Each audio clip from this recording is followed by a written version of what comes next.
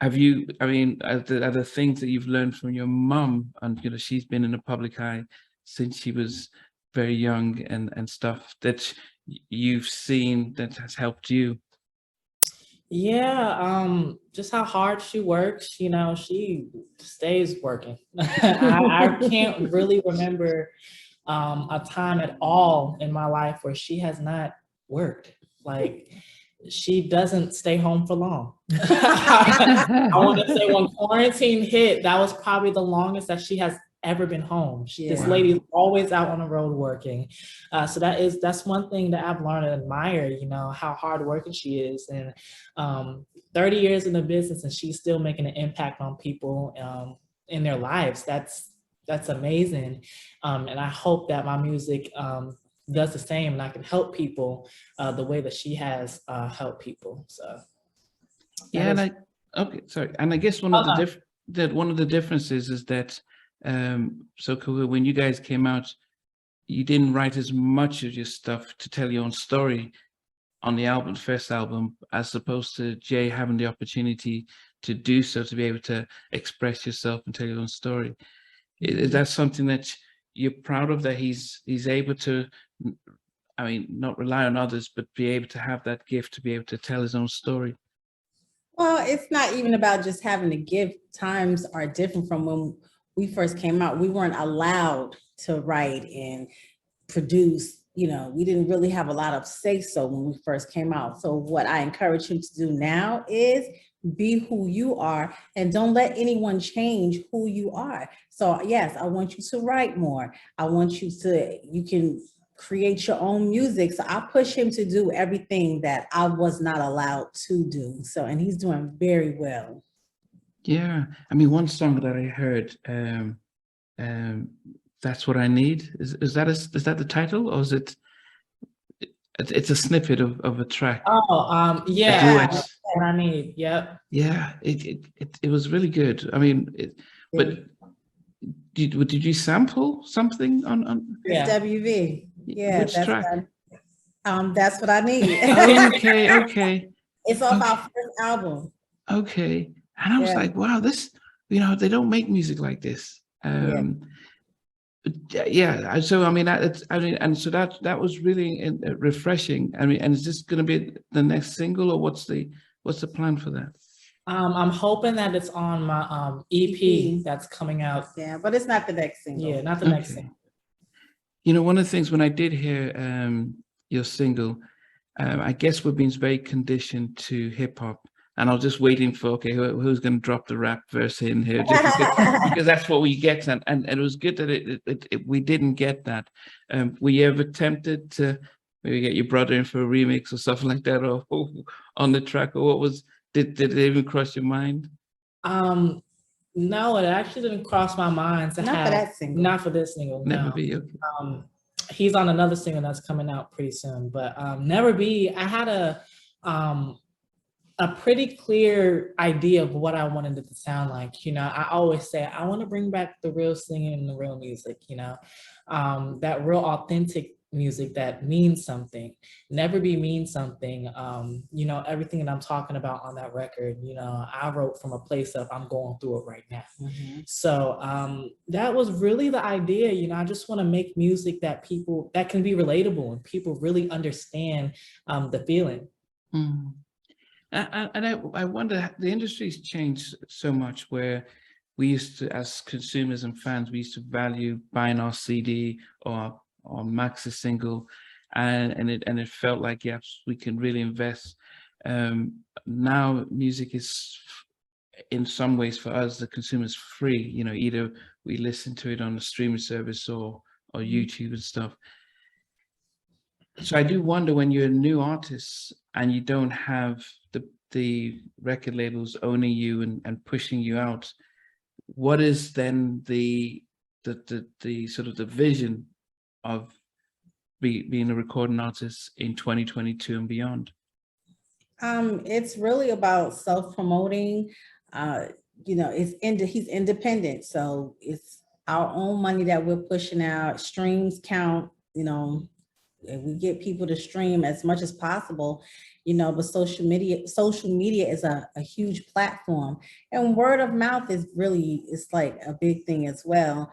So that's we are like working hard, hitting the pavement running, and this independent thing is not a joke, but the end return is amazing. Yeah, but then what does it? Do you then think about, because you're investing in producing a track, the visuals, if you've been on video, so there's a cost. Then is it and then we've got an industry that's heavily dominated by hip hop. It's almost sad for us.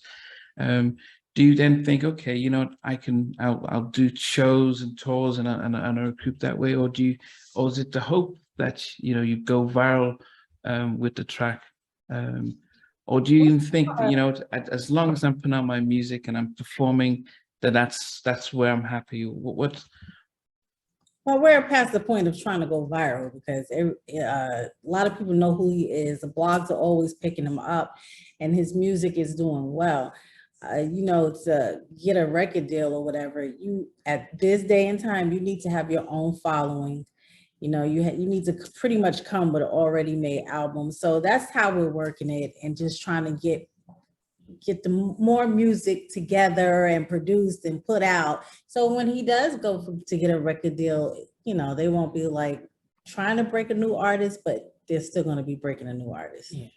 Okay. I mean, Jay, because I know Mom's talking about, I'm trying to remember, is it dentistry? Was that? Yes. So is that still, how do you balance the two, med school and music? I mean, there's, I'm just doing it. Do it. If I don't know, we're trying to do both. But if I have to put one on the back burner for now, that's what I do. But I do like the American education system, because you can start taking classes, and then it's almost like a bank. You save them up. Most of the countries around the world, once you stop, you have to start again from scratch. So that's one benefit. That yeah. Once you stop, that's it. It's gone. So I love the fact that you can, do your sophomore year, then say, okay, I'll come back, and stuff like that. How about shows? Have you been now taking on, okay, let me work the shows? Like back in the day, that's how the artists had to do a lot of live shows and really get in front of the audience. I haven't been doing a lot of shows. Like I said, my first one was in June for Pride. I feel like I need to have just a few more tracks out before I really start doing shows, just so when, people are like, okay, I want to know more about him, they're not like, okay, I can't find this one song because it's not out yet. So after the EP is out and everything like that, that's when the shows. No, hopefully. We say around this time next year, he's going to be on and popping as far as performance wise. So yeah, he's just getting started. His single hasn't even been out for a month. Yeah.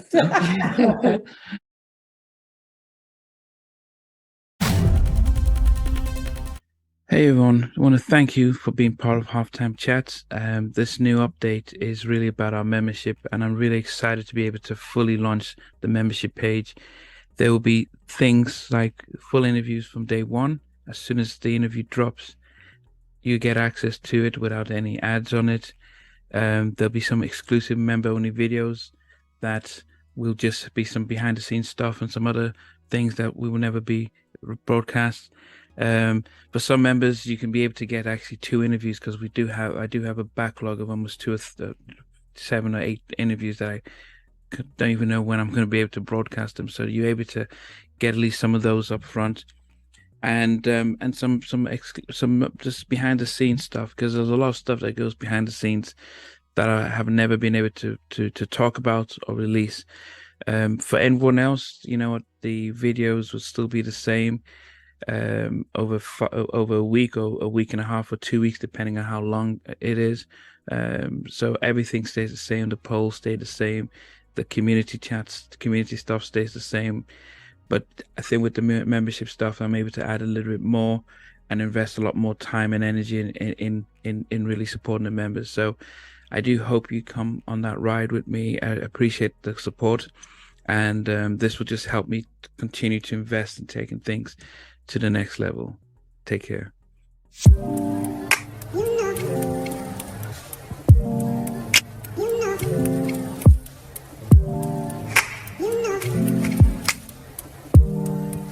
You know.